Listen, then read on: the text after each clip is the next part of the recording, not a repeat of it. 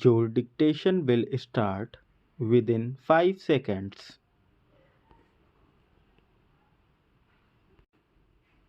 There is distinction between the exercise of powers by the Chief Justice in framing the rules with respect to the condition of service of officers and servants of the High Court under Article 229, including the power of modification and variations of the rules of the state government applicable to the High Court employees by virtue of power preserved under Rule 50 of the Rule of 1992 and the exercise of powers by the Chief Justice as executive head of the High Court establishment under the rules framed by him.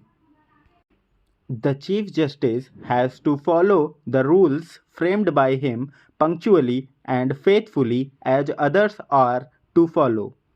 Any breach of rule by the Chief Justice cannot be construed as exercise of power of modification of rules.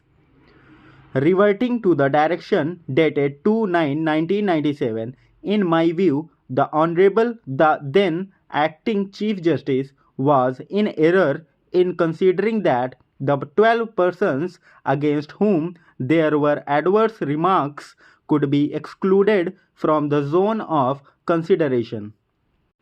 What is the effect of adverse remarks in the ACR was a matter for the selection committee to consider.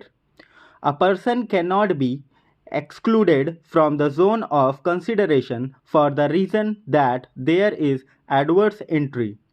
Similarly, it was wrong to consider that 6 persons against whom departmental inquiry was pending could be excluded from the zone of consideration.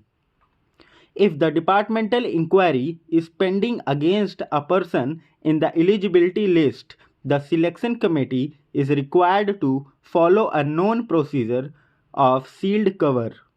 Thus, the very premises on which the zone of consideration has been extended is contrary to law. It is stated that up to 1979 promotions were given on the basis of seniority cum merit. The merit was considered on the basis of confidential reports and other service record.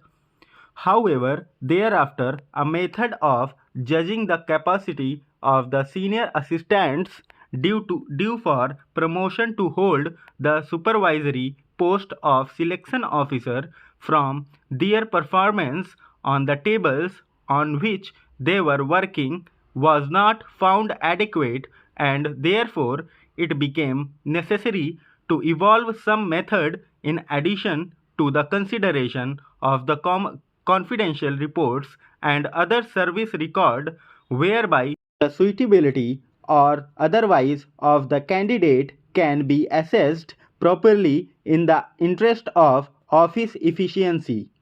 It is also submitted that the system of taking written and oral test to assess suitability or otherwise on a comparative evaluation of the eligible candidates thus came into existence after 1979.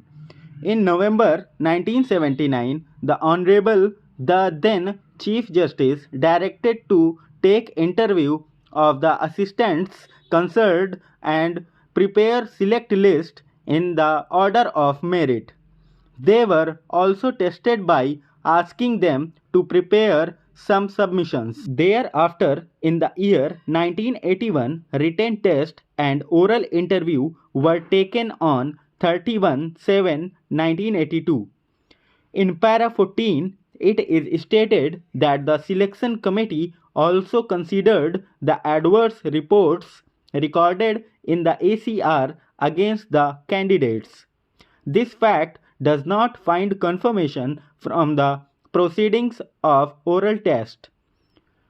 Thus, the Honorable Chief Justice, in his wisdom, while exercising the powers under Article 229 of the Constitution of India in framing Rule 47 of the Rules 1992 provided combination of three components, i.e. past performance, written test and oral test for determination of merit in the matter of promotion on selection post.